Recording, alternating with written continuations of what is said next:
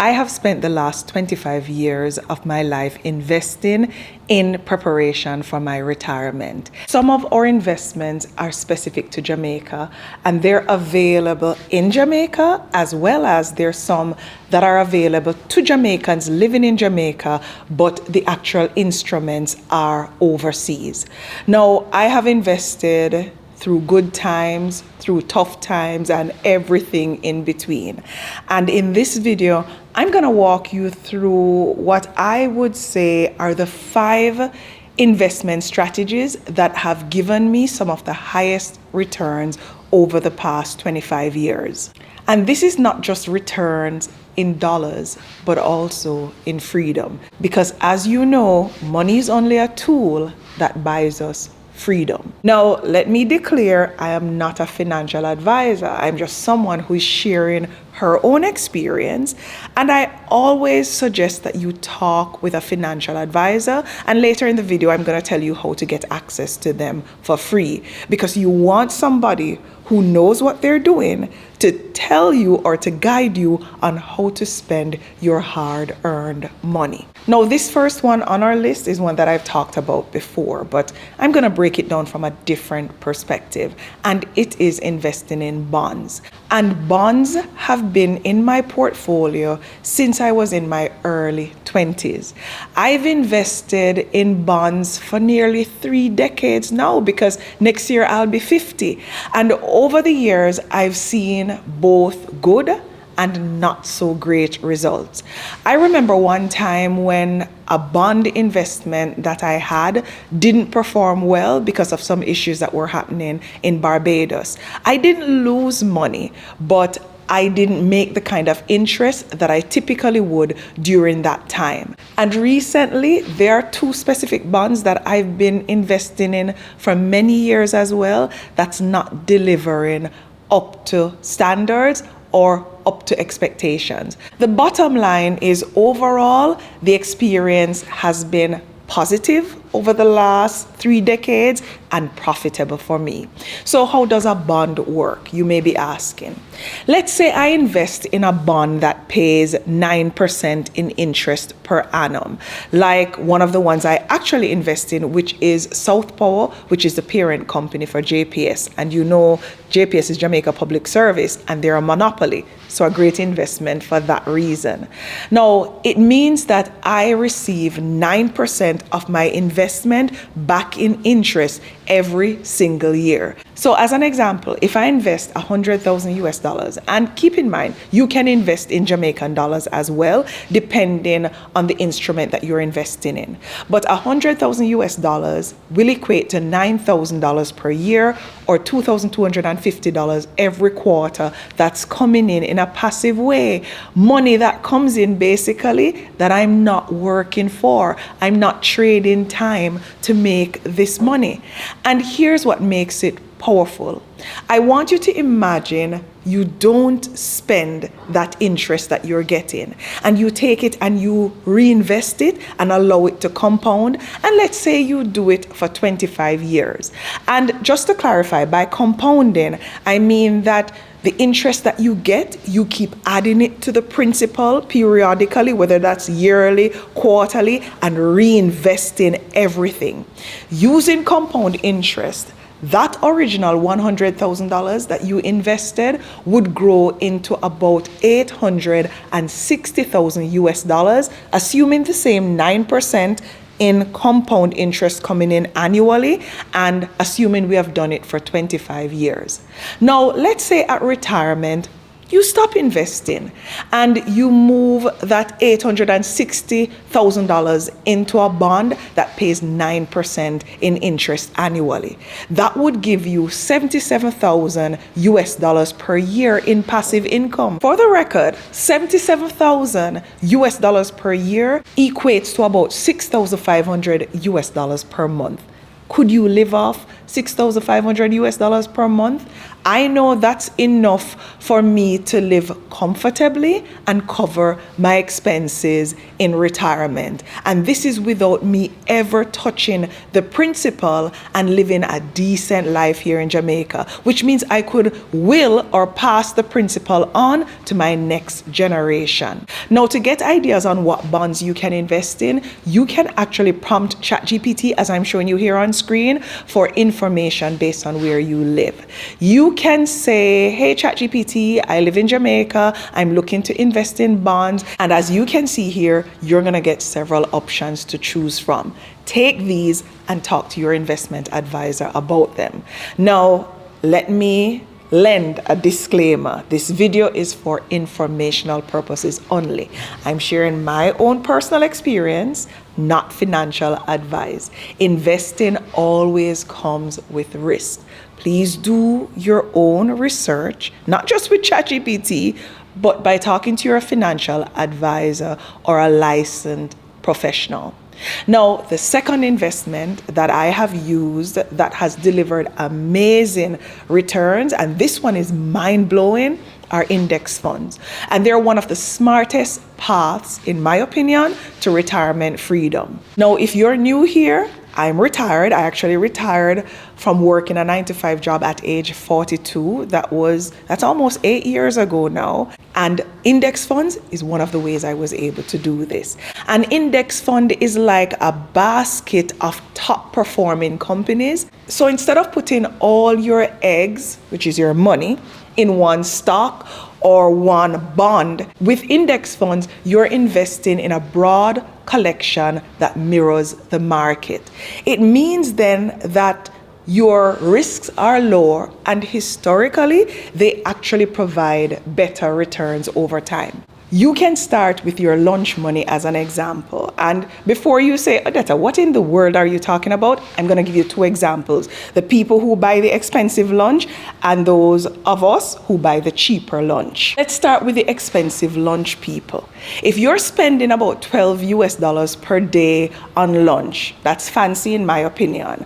And what you do is you decide that you're going to split your dinner at night and you're going to take a half of it for lunch and you're going to eat a half of it. I know that would have resulted in me losing some much needed weight. So it would have worked out, but you have to decide what works for you. If you don't have any lunch money to sacrifice, instead, you could sacrifice 1 hour of your pay per day. So as an example, if you're making anywhere from $12 to $15 per hour, taking out $12 from a day's pay would be what you would invest. Over the next 40 years, without taking any of the money from your index fund, so you're allowing the interest to come in, it gets added to the principal, whether it's every year, every month, every quarter, which means it's compounding. And over the 40 years, that small daily investment could grow to over 1.1 million US dollars or 180 million Jamaican dollars. Now, let's say your lunch money is only $6 or less than 1,000 Jamaican dollars. Or let's say instead of working $12 per hour, you only work $6 per hour. After 40 years, at the same 8% in interest per annum compounded, you would have accumulated 560,000 US dollars. And this equates to 89 million Jamaican dollars. That's still good money, right? $6 per day. Now imagine you hit retirement, and from that 560,000 US dollars, you take 500,000 and you splurge the 60,000 because you made a sacrifice. And you put this $500,000 on a bond that pays 9% in interest per annum. Every year, you're going to get $45,000 in interest, which works out to roughly 3,750 US dollars per month. Again, all passive income. And here's the best part, you don't even have to touch the principal. So essentially, your lunch money today or sacrificing 1 hour of pay today could fund your retirement tomorrow. But let's take the person who is even more serious. And let's say you figure out a way to invest $1,000 per month. That same 8% annually over 40 years, it means that you're going to accumulate 3.1 million US dollars. You heard that right. Now shift that into a 9% bond when you retire, and you're now earning and sitting pretty 279,000 US dollars per year, or 23,000 US dollars per month. Now that's the kind of money that would cause me to retire at age 42, all in passive income, all without touching your $3 million in principal that you can now pass on to your next generation. Now, I started investing in index funds in my early 20s as well. And this is one of the reasons, like I said earlier, why I could leave my 9-to-5 job at age 42. And as I shared earlier, we're still investing on a monthly basis to pull down on when we retire officially at age 65 as well. Now, you can use ChatGPT to get index funds ideas with a simple prompt. Give me index funds that have delivered consistently good returns over the last, you can say 5, 10, or 50 years here in Jamaica, or that Jamaicans can invest in overseas.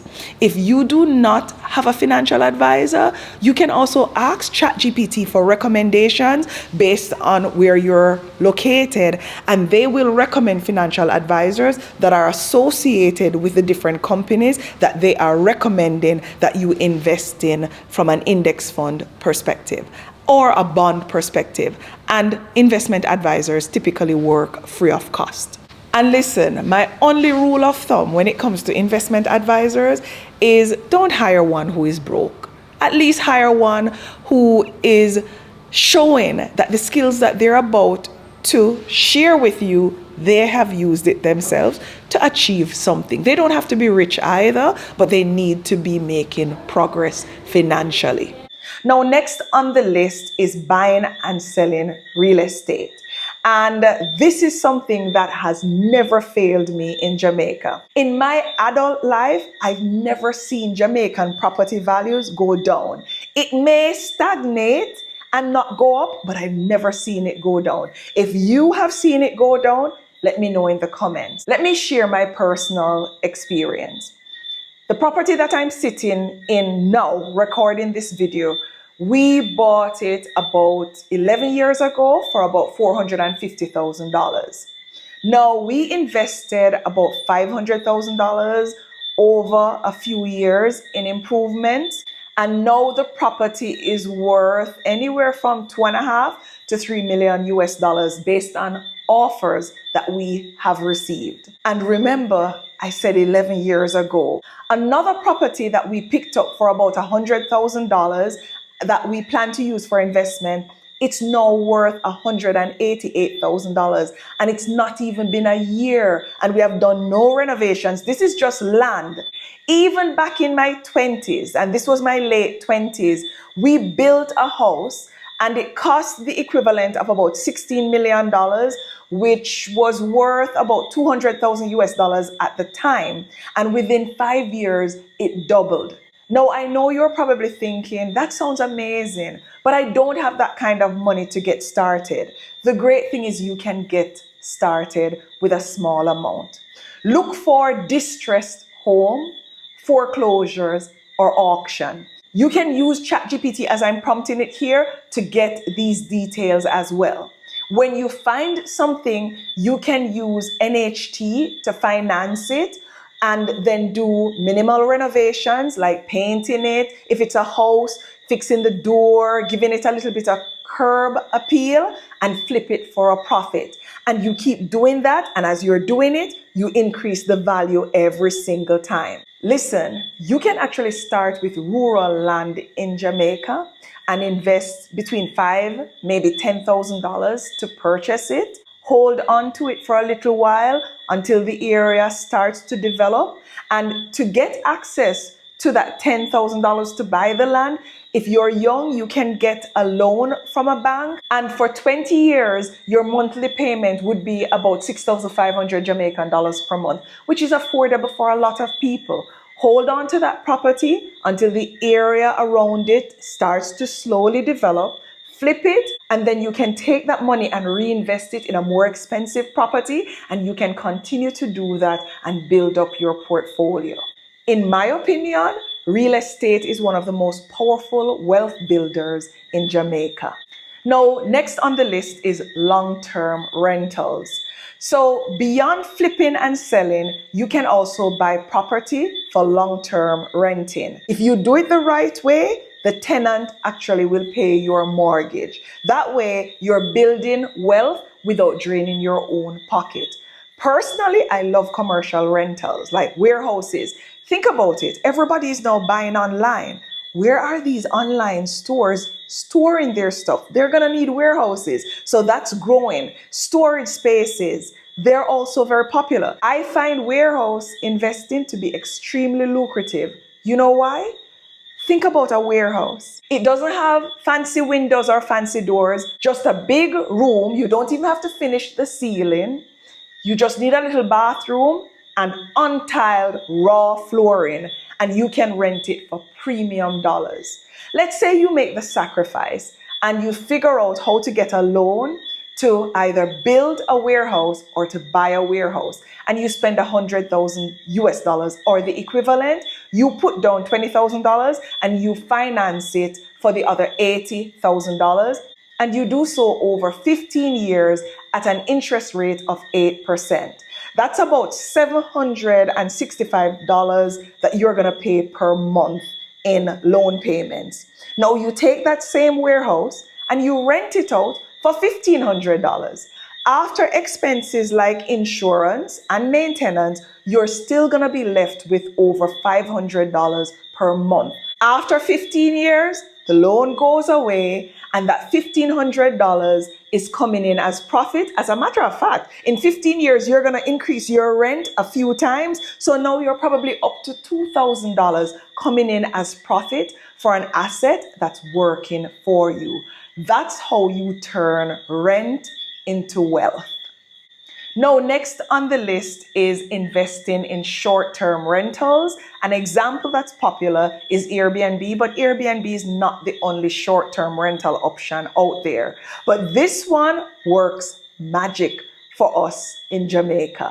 And here's the best part. You don't even need to own the property. Did you know that you can do rental arbitrage, which is something that I have coached people to do? But basically, they identify properties that are owned by others who give them written permission, and these are the owners, written permission to be able to put those properties on Airbnb. So as an example, let's say you rent the place for $1,000 and you charge $200 per night on Airbnb or on any other short-term rental platforms. And let's say 20 nights out of the month, you get a booking. That's going to work out to about $4,000 in income. After you pay your rent and take out your expenses, let's say your expenses are another $1,000, you have a profit of $2,000. And remember, you don't own that property. You're subletting with the owner's permission. Now imagine if you actually own the property. Let's say instead of subletting, you actually buy a one-bedroom apartment and you spend about $120,000 for it. And this is US dollars. Let's say you put down 20% because you're able to save that up and you mortgage the difference. You're going to pay about $800 in mortgage payment per month. Let's say you list it. It's one bedroom. So let's say you can only get $150 per night on a platform like Airbnb. And let's say conservatively, out of a 30-day month on average, you only get 18 nights per month. That's $2,700. After you take out your expenses like utilities and so on, you're going to be left with about $1,400 in profit. And this is after you pay the bank or the financial institution what you borrowed to procure this particular one bedroom. Fast forward 20 years, your mortgage is gone, and now you're collecting all of that money plus some, because after 20 years, you're not going to be charging the same rate. So at that time, you may be at $3,000 or $3,500 in pure profit. And you still have that property that you can resell if you want to get access to some money to reinvest or to do something else. Multiply that across multiple properties over time, and you have now built yourself a mini empire. I want you to tell me in the comments which one you would think about investing in, or if you have tried one, I want you to share the experience so that we all can learn from it. I hope you got value from this video, and as always, until next time, walk good.